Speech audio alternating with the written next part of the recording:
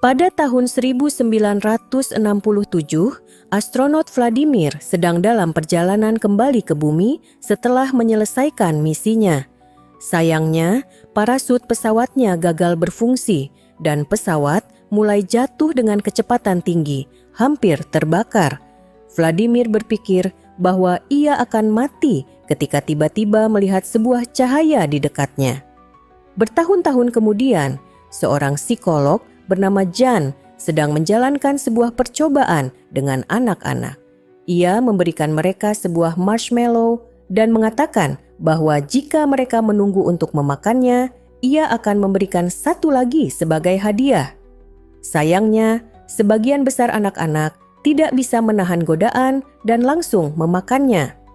Suatu hari, saat berada di rumah, Jan melihat berita bahwa psikolog yang terpilih untuk misi Mars berikutnya meninggal dalam kecelakaan helikopter dalam perjalanannya ke stasiun luar angkasa.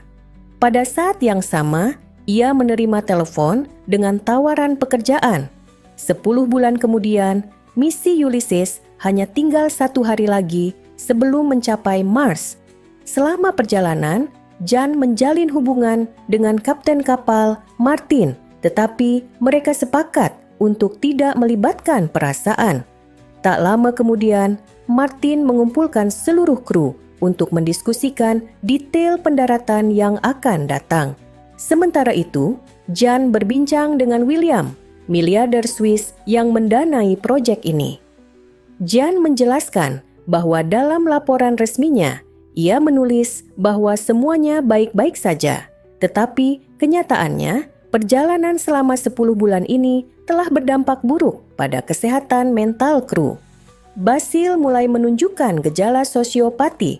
Simon yang seharusnya menjadi wakil kapten hampir tidak pernah berbicara dengan Martin. Dan Martin sendiri sedang mengalami masalah karena ia akan bercerai dengan istrinya, Alessandra, yang tampak depresi. Saat itu, Martin mengundang William untuk berbicara dan mengumumkan kabar besar.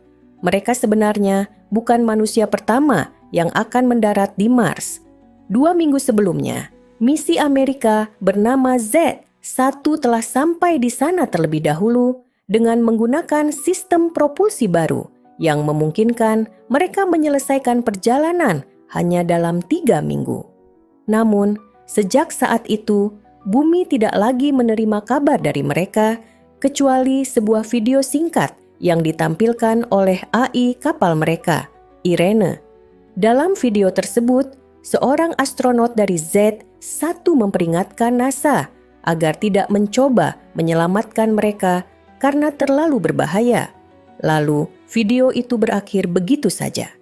Martin dan William telah mengetahui hal ini selama seminggu, tetapi Simon dan Jan merasa marah karena tidak diberitahu sebelumnya.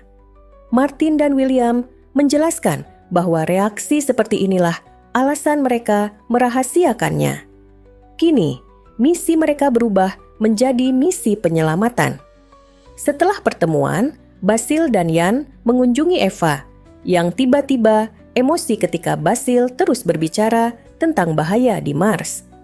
Jan mencoba menenangkannya dengan memeluknya, tetapi Basil yang merasa cemburu pergi bersembunyi di kamarnya untuk mengawasi mereka melalui kamera keamanan. Pada saat yang sama, Simon mengatakan kepada Jan bahwa mereka seharusnya memilih psikolog yang lebih baik, tetapi Jan menyindir bahwa Simon hanya marah karena ia lebih memilih Martin daripada dirinya. Saat waktu kedatangan tinggal setengah jam lagi, kru bersiap-siap dan menyelesaikan pemeriksaan sistem. Namun, ketika mereka mencoba memisahkan shuttle dari kapal utama, Irene mengumumkan adanya kesalahan sistem. Jika tidak segera diperbaiki, mereka akan jatuh dan menabrak permukaan Mars. Akhirnya, mereka memutuskan untuk menggunakan bahan bakar Ulysses untuk menjaga shuttle tetap di orbit sementara Martin keluar untuk memperbaiki masalah secara manual. Dalam hitungan detik, ia berhasil memperbaiki masalahnya. Tetapi, saat pemisahan terjadi, Ulysses berputar dan menabrak Martin, mengirimnya melayang keluar angkasa. Kru mempertimbangkan untuk menyelamatkannya, tetapi mereka tidak memiliki cukup bahan bakar dan ini adalah satu-satunya kesempatan mereka untuk masuk ke atmosfer Mars. Shuttle mulai turun dengan guncangan hebat dan kru merasakan panas yang luar biasa. Tiba-tiba, Irene mengumumkan bahwa baterai mereka gagal dan daya tidak mencukupi, menyebabkan seluruh sistem mati total. Mereka terpaksa melakukan pendaratan secara manual, yang semakin sulit karena badai di Mars. Dengan konsentrasi penuh, para pilot menunggu saat yang tepat dan berhasil melakukan pendaratan sempurna. Kini, kru resmi berada di Mars. Namun, mereka kehabisan bahan bakar dan Irene tidak dapat menyala kembali, yang berarti sistem pendukung kehidupan mereka tidak berfungsi. Mereka hanya memiliki waktu sekitar 1 hari untuk bertahan hidup. Alessandra mengambil waktu untuk bersedih sendirian dan menatap keluar jendela. Ia melihat seseorang berdiri di atas bukit, tetapi sosok itu menghilang dengan cepat. Sebuah kilas balik menunjukkan pengumuman proyek Z1 oleh CEO Ivan yang menjelaskan semua detail tentang teknologi canggih mereka. Di masa kini, di sebuah ruangan isolasi yang bersih, Ivan berada dalam kondisi kritis karena waktunya tidak banyak lagi, sesuatu yang dirahasiakan oleh perusahaannya. Di Mars, Ian menjelaskan bahwa mereka tidak dapat menyalakan Irene karena akan menghabiskan sedikit bahan bakar yang tersisa. Mereka bisa menunggu panel surya mengisi daya generator, tetapi badai telah merusaknya. Satu-satunya pilihan mereka adalah menemukan Z1 dan mengambil baterainya. Simon, Eva, dan Jan berangkat dengan rover sementara yang lain tetap tinggal untuk memperbaiki shuttle. Mereka mencoba mematikan semua sistem yang tidak penting, tetapi itu masih belum cukup untuk menyalakan kembali Irene. Tak lama kemudian, tim rover menemukan puing-puing Z1, tetapi tidak ada tanda-tanda kru. Mereka juga tidak menemukan baterai, hanya sebuah panel surya yang masih bisa digunakan. Saat mereka bersiap untuk kembali, Jan melihat seorang astronot tak sadarkan diri di tanah dengan sebuah kotak hitam. Mereka sepakat untuk membawa orang itu kembali. Namun, saat tiba di shuttle, Ian menolak membuka pintu. Karena panel surya tidak bisa digunakan, ia berpikir bahwa proses dekompresi akan menghabiskan terlalu banyak oksigen dan membahayakan semua orang di dalam. Ia lebih memilih menyelamatkan mereka yang masih berada di dalam shuttle. Pada saat yang sama, astronot tersebut tiba-tiba sadar dan secara ajaib, Irene aktif kembali dengan konsumsi daya yang tetap berada di batas aman. Akhirnya, pintu dibuka dan kru membawa astronot baru itu masuk, mengungkapkan bahwa ia adalah Vladimir. Vladimir tidak tahu bagaimana ia bisa sampai di sana dan masih berpikir bahwa ini adalah tahun 1967. Ia tidak memberikan informasi tentang misinya karena bersifat rahasia. Kru mengira bahwa Vladimir berasal dari kelompok Z1 dan mungkin mengalami gangguan mental akibat kecelakaan, sehingga mereka membiarkannya beristirahat dan mengirim pesan ke bumi. Beberapa saat kemudian, mereka menerima balasan dari bumi yang mengatakan bahwa tidak ada orang Rusia dalam kru Z1. Mereka juga melampirkan foto Vladimir yang dinyatakan meninggal pada tahun 1967 ketika kapalnya jatuh di bumi. William dan Jan mengenali kisah Vladimir yang terkenal dan menganggapnya sebagai pahlawan. Sementara itu, Basil berteori bahwa Vladimir telah menunggu mereka. Jean ditugaskan untuk berbicara dengan Vladimir, jadi ia membawakannya makanan sambil menjelaskan kebenaran. Namun, Vladimir tidak mempercayainya, bahkan ketika ia melihat foto-foto yang diberikan. Ia meminta waktu sendiri untuk beristirahat. Mereka terkejut keesokan paginya saat menemukan Vladimir telah menghilang. Irene tidak dapat menemukannya dimanapun di dalam shuttle, dan kru menyadari bahwa pakaian astronot Vladimir juga hilang. Mereka berdebat apakah harus mencarinya atau tidak, dan William menggunakan posisinya untuk memutuskan bahwa mereka akan mencarinya. Sementara sekelompok kru pergi dengan rover, Basil dan Eva diam-diam masuk ke kamar William untuk melihat koleksi barang pribadinya. Eva menemukan sebuah brankas, tetapi saat itu juga Alessandra memergoki mereka. Kemudian Irene mengumumkan bahwa tes DNA telah selesai, sehingga Alessandra menghubungi tim ekspedisi yang kini bergerak dengan berjalan kaki. Hasilnya menunjukkan bahwa DNA Vladimir cocok dengan yang dikirim oleh Rusia, tetapi memiliki untaian ketiga yang menunjukkan bahwa ia bukan manusia sepenuhnya. Pada saat yang sama, tim melihat Vladimir di dekat mereka dan mengikutinya hingga menemukan sebuah struktur batu kuno dengan piramida kecil di atasnya. Sementara itu, di bumi, Ivan menerima pembaruan tentang apa yang terjadi di Mars. Mereka berspekulasi bahwa Vladimir mungkin diciptakan di Mars dan bahwa hanya kecerdasan buatan yang dapat bertahan selama puluhan tahun di lingkungan yang begitu keras. Ivan melihat ini sebagai solusi potensial bagi masalahnya sendiri. Di Mars, Vladimir akhirnya dibawa kembali ke shuttle. Ia tidak ingat bagaimana ia bisa keluar dari kapal, tetapi kini menerima kenyataan bahwa 50 tahun telah berlalu baginya. Irene menganalisis struktur batu tersebut dan menemukan bahwa bentuknya mirip dengan seni kuno di bumi yang menghubungkan sejarah bumi dengan Mars.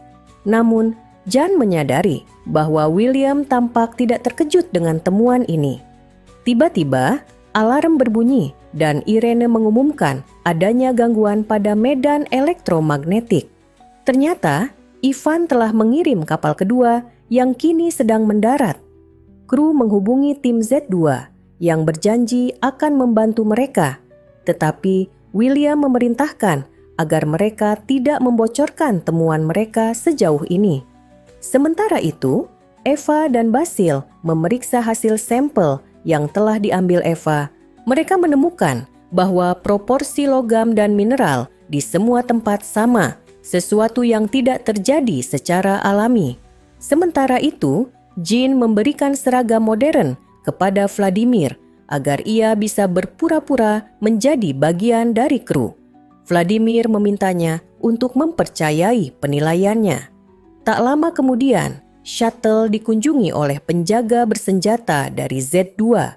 Mereka menjelaskan bahwa setelah memeriksa puing-puing Z1, mereka menemukan bahwa kotak hitamnya hilang. Mereka melacak sinyalnya dan menemukannya di shuttle milik William. Mereka menginginkan kotak itu kembali dan berjanji akan membantu kru jika mereka bekerja sama. William menyerahkan kotak itu dan mereka pun pergi, berjanji akan kembali nanti. Setelah itu, Eva menjelaskan bahwa struktur batu tersebut terbuat dari material yang tidak ada di bumi. Namun, Irene menemukan bahwa material ini disebut dalam cerita-cerita kuno dengan nama orichalcum, logam dari Atlantis. Logam ini terdiri dari berbagai logam lainnya, tetapi juga mengandung DNA yang cocok dengan untaian yang ditemukan pada Vladimir. Kru mempertimbangkan untuk menukar Vladimir dengan bahan bakar, tetapi Jan meyakinkan mereka untuk membiarkannya mengumpulkan lebih banyak informasi darinya. Saat kru mengawasi melalui kamera keamanan, Jan mengunjungi Vladimir dan ia setuju untuk dihipnotis. Dengan kata-kata lembut, Jan membimbing Vladimir melalui ingatan lamanya dan ia mulai menggambarkan bagaimana ia terjatuh di kapalnya. Sebelum ia bisa mengatakan lebih banyak, listrik tiba-tiba padam dan kru kehilangan tampilan kamera. Mereka segera berlari untuk memeriksa Vladimir dan menemukan bahwa ia sedang mencium Jan, sehingga Simon langsung meninjunya. Malam itu, Jan bermimpi tentang Vladimir. Ketika ia bangun, ia tidak mengingat apa yang terjadi setelah hipnosis dimulai. Kru menjelaskan bahwa mereka menemukannya dalam keadaan linglung. Pada saat itu, mereka dikunjungi oleh Kapten Gemma dan Alan dari Z2. Gemma adalah teman lama William, dan Alan adalah orang yang menciptakan sistem propulsi mereka, sehingga ia mungkin bisa memperbaiki shuttle. Setelah memeriksa dengan cepat, ia menyimpulkan bahwa semuanya bisa diperbaiki, tetapi mereka membutuhkan bahan bakar dari Z2. Sementara itu, Jean mulai mengingat sesi hipnosis yang dilakukan Vladimir padanya. Ia melihat dirinya duduk di rumah masa kecilnya bersama Vladimir yang mengatakan bahwa manusia tidak merawat bumi dengan baik. Ia berpikir bahwa umat manusia tidak akan bertahan lama, dan Jane setuju dengannya. William menunjukkan shuttle kepada Gemma, dan ia bertanya kepada kru tentang struktur batu tersebut, membuat mereka terkejut. Kini, William tidak punya pilihan selain mengakui bahwa 4 tahun lalu, sebuah rover NASA mengirimkan gambar struktur itu. Tetapi, alih-alih dipublikasikan, mereka menghubungi calon investor. Itulah sebabnya Ivan dan William berlomba untuk mencapai Mars lebih dulu. Mereka kemudian menunjukkan hasil tes kepada Gemma, dan ia bertanya-tanya, apakah untaian DNA itu sebenarnya adalah data. Gemma menjelaskan bahwa di bumi, mereka telah menemukan bahwa DNA bisa menjadi sistem penyimpanan informasi dan secara teori bisa ditulis ulang. Menggunakan teori Gemma, Irene mendekode untaian DNA tersebut dan menemukan serangkaian angka. Secara pribadi, Jan marah pada William karena menyembunyikan informasi dari mereka dan mengatakan bahwa ia tidak mempercayainya lagi. Tak lama setelah itu, Basil memberitahu William bahwa Vladimir dan struktur batu itu sebenarnya adalah program komputer hidup. Basil juga telah meneliti salinan kotak hitam Z1 yang dibuat oleh William dan menemukan rekaman video yang menunjukkan 2 orang Amerika meninju Vladimir. Rekaman itu berakhir tepat ketika Z1 kehabisan oksigen. Hal ini tidak mungkin kebetulan, yang mengonfirmasi bahwa Vladimirlah yang mengaktifkan kembali Irene dan mengganggu kamera selama sesi hipnosis. Basil yakin bahwa Vladimir bisa mengendalikan seluruh kapal. Kemudian, William mendekati Jan dan menunjukkan foto-foto yang mereka dapatkan tentang struktur itu 4 tahun lalu. Jika digabungkan dengan panjang gelombang tertentu, foto-foto itu membentuk wajah Jan. Hal ini membuatnya sangat terguncang, dan Simon yang menyadarinya segera pergi untuk berteriak pada William karena telah memanipulasi semua orang. Pertengkaran mereka hampir berubah menjadi perkelahian fisik, tetapi kemudian Gemma datang dan mengumumkan bahwa ia telah menemukan Vladimir dan akan membawanya pergi. Sementara itu, Jan terus mengingat sesi hipnosisnya. Ia melihat dirinya berada di rumah masa kecilnya, dan Vladimir muncul di belakangnya. Vladimir mengatakan bahwa Jan dipilih karena ia selalu bisa mengetahui apa yang dipikirkan orang lain. Hubungan antara Mars dan bumi bukanlah Vladimir, melainkan Jan. Dialah alasan Vladimir ada di sana. Dan Vladimir mengaku telah melihat wajahnya selama jutaan tahun. Sekarang, Jean harus membuat keputusan yang sebenarnya sudah ia buat di masa lalu. Sebelum menciumnya, Vladimir memberitahunya untuk pergi ke dataran tinggi Taumasya. Jean pun mengenakan pakaian luar angkasa dan meninggalkan shuttle. Di bumi, para dokter menjelaskan kepada Ivan bahwa otak Vladimir adalah setara dengan komputer organik. Mereka sedang mengembangkan cara untuk mentransfer neuron Ivan dalam keadaan kuantum. Tetapi, meskipun ingatan dan pengetahuannya dapat dipindahkan, kepribadiannya tidak akan ikut serta. Ada juga risiko tinggi bahwa transfer bisa gagal dan membunuhnya. Namun, Ivan tetap ingin mencobanya karena ia sudah sekarat. Di dalam shuttle, Simon menyadari bahwa Jan pergi dan ingin menghentikannya, tetapi Jan mengatakan bahwa ia harus melakukannya sendiri. Simon yang marah berlari untuk berteriak kepada Vladimir karena telah mengubah Jan, tetapi Vladimir mengatakan bahwa Jin hanya menemukan jati dirinya. Sementara itu, Alan dan Alessandra sedang memperbaiki shuttle dan menemukan bahwa mereka tidak memiliki akses ke aplikasi mesin. Namun, Irene menolak, menjelaskan alasannya.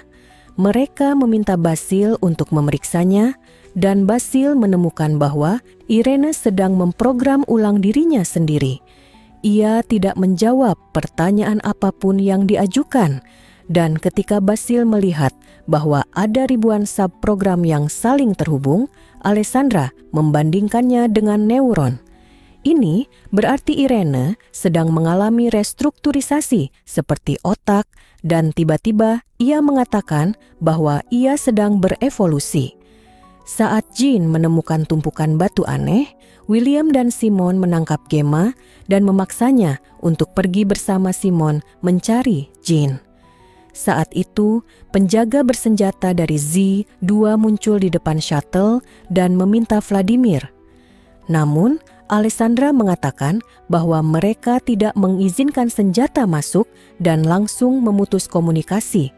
Jan mengeluh karena ia hanya ingin pulang, tetapi tidak ada yang setuju dengannya. William kemudian meminta Basil untuk mengirim pesan ke Ivan, tetapi mereka menemukan bahwa shuttle telah kehilangan kontak dengan bumi. Beberapa menit kemudian, Jan membuka pintu dan para penjaga bersenjata memasuki shuttle, siap menangkap Vladimir. Saat itu, Basil menyelesaikan proses reboot Irene dan lampu tiba-tiba padam. Para penjaga mulai berteriak marah, dan ketika listrik kembali menyala, mereka menyadari bahwa Vladimir telah menghilang. Basil memeriksa komputer dan menemukan bahwa reboot gagal, sehingga Irene tidak merespons. Pada saat yang sama, Vladimir muncul di sebelah Jan. Sebuah kilas balik menunjukkan bahwa kapal asli Vladimir memiliki lebih dari 200 masalah teknis, dan para ilmuwan ingin menunda peluncurannya. Namun, para petinggi memutuskan untuk tetap meluncurkannya sesuai jadwal. Seorang ilmuwan mencoba memperingatkan Vladimir tentang risiko kematian yang tinggi, tetapi Vladimir tetap ingin pergi karena ia ingin namanya tercatat dalam sejarah. Istrinya tidak bisa menerima keputusan itu dengan baik.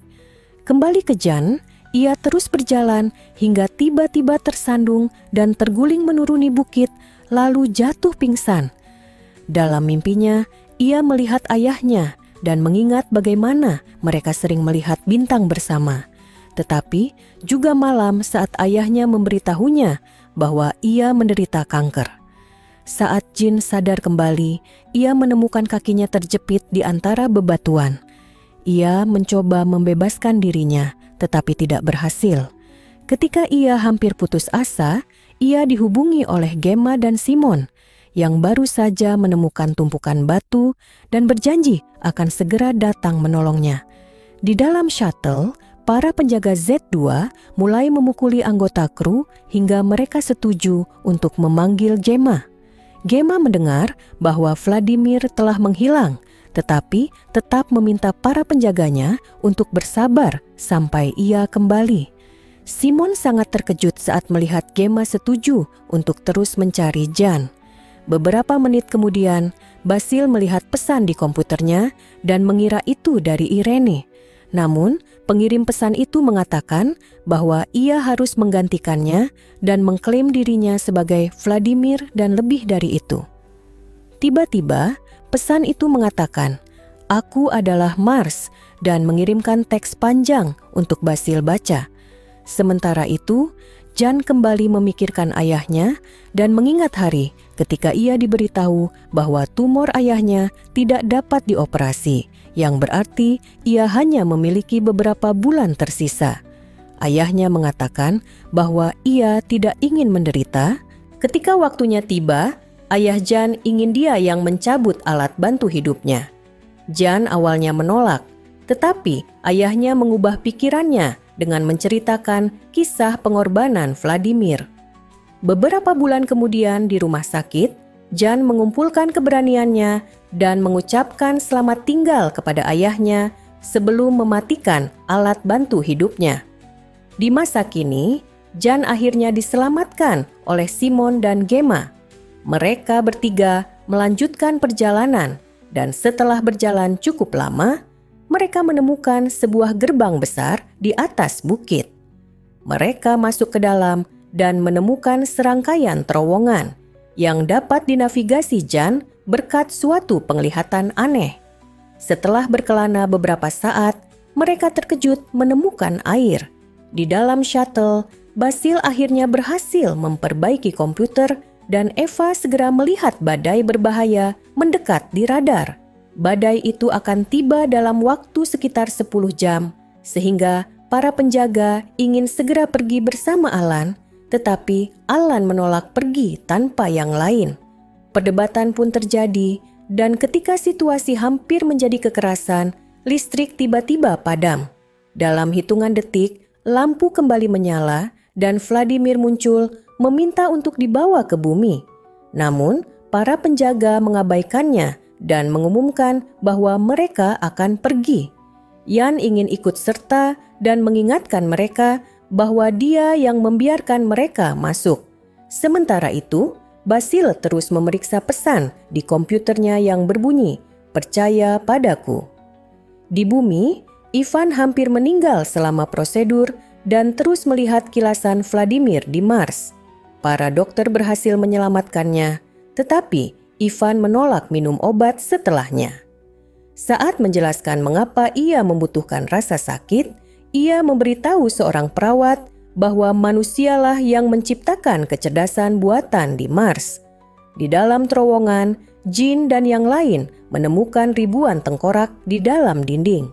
Jin menyimpulkan bahwa bangsa Mars asli melarikan diri dari planet ini dan pergi ke bumi di mana mereka menjadi manusia.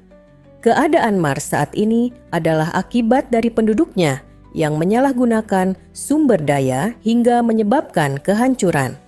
Di dalam shuttle, Jan mengeluarkan pistol dan meminta untuk dibawa ke Z2, tetapi ia kembali diabaikan. Mengingat kunjungan Vladimir sebelumnya, Jan bertanya-tanya apakah ia bisa memperlambat peluru dan meletakkan tangannya di depan pistol. Lalu ia menembak Vladimir, sementara salah satu penjaga melarikan diri. Hal ini menyebabkan Jan merasa sakit dan kesulitan bernapas. Saat Simon memeriksanya, Gemma juga melarikan diri. Vladimir dibawa ke ruang medis dan Alessandra mencoba merawat lukanya saat lampu berkedip-kedip. Sayangnya, Vladimir tetap meninggal dan pada saat yang sama, Jan pingsan. Mengingat semua yang telah ia saksikan, Simon melepas helmnya dan memastikan bahwa ia bisa bernapas. Lalu ia melepas helm Jan dan mulai melakukan CPR yang berhasil membangunkannya.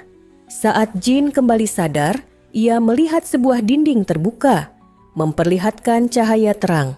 Mereka berdua berjalan melewatinya dan keluar di sebuah area bersalju di mana Vladimir sudah menunggu. Di gurun Mars, Gemma menghubungi para penjaganya dan mengetahui tentang badai serta kematian Vladimir. Ia memerintahkan para penjaga untuk membawa jenazah Vladimir ke Z2 dan menangkap Jan. Di dalam shuttle, William memberitahu kru bahwa ia akan mencari Jan dengan senjata rahasia dan diam-diam pergi dengan ATV. Ia menemukan gerbang besar, masuk ke dalamnya, lalu melihat cahaya yang sama dan melewatinya. William juga muncul di area bersalju dan menemukan yang lain, memperingatkan mereka tentang badai yang mendekat. Vladimir menjelaskan bahwa semuanya telah berakhir di tempat ini sejak lama. Kelompok tersebut menyadari bahwa mereka berada di kutub utara Mars 1000 mil dari kapal. Vladimir menjelaskan bahwa ia diciptakan oleh bangsa Mars asli yang saling membunuh karena kelangkaan sumber daya. Sekelompok penyintas melarikan diri ke bumi untuk memulai kembali dan mewariskan kisah Mars sebagai legenda yang kemudian dikenal oleh Plato sebagai Atlantis.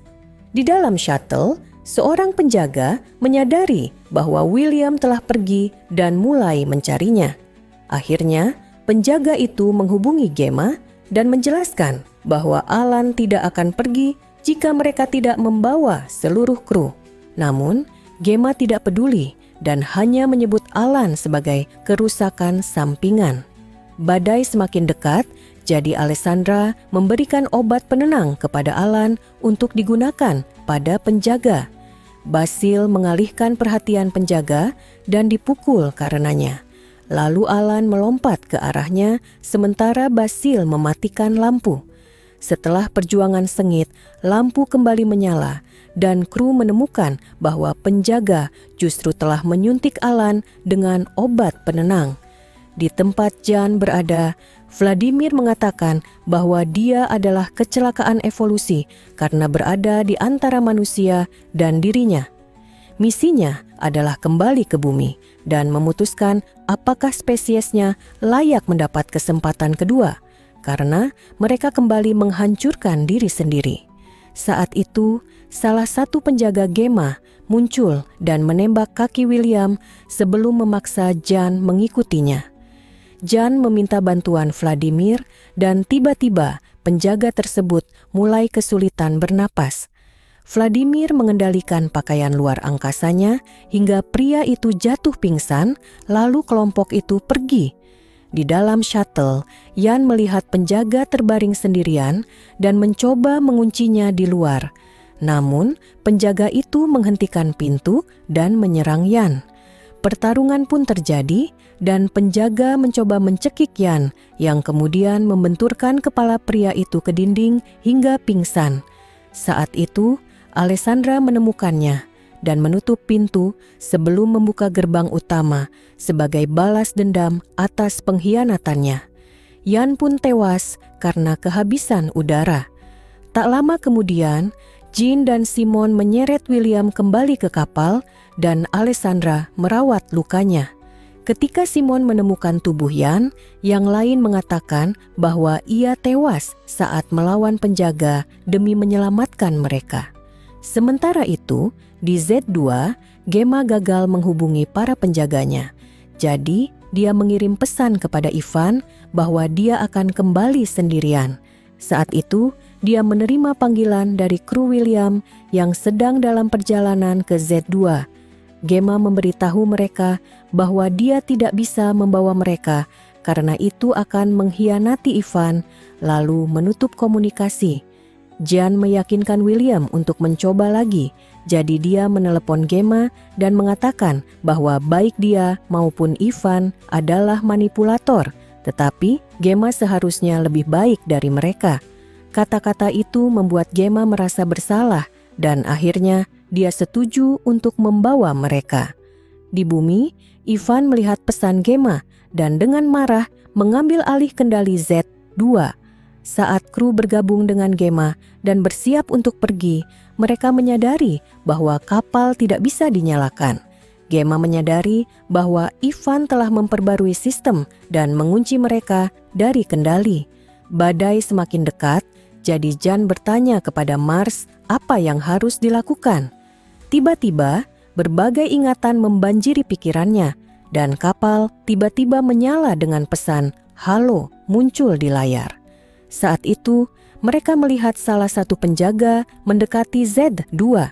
Masih ada beberapa menit sebelum lepas landas, dan sistem mengatakan tidak mungkin pergi lebih cepat.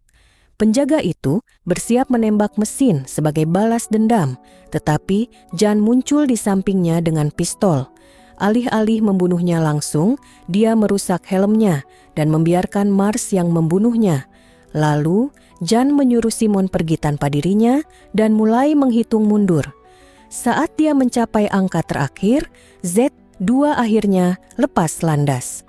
Beberapa menit kemudian, kru menyadari bahwa kutub utara Mars kini gelap, padahal beberapa saat sebelumnya mereka melihat cahaya. Simon menyimpulkan bahwa mereka sebenarnya tidak benar-benar berada di sana. Di bumi, Ivan mendengar tentang kembalinya kapal dan dengan marah mengumumkan bahwa dia sendiri yang akan pergi ke Mars. Terima kasih sudah menyaksikan video ini. Jangan lupa like, subscribe untuk menyaksikan video-video terbaru dari kami.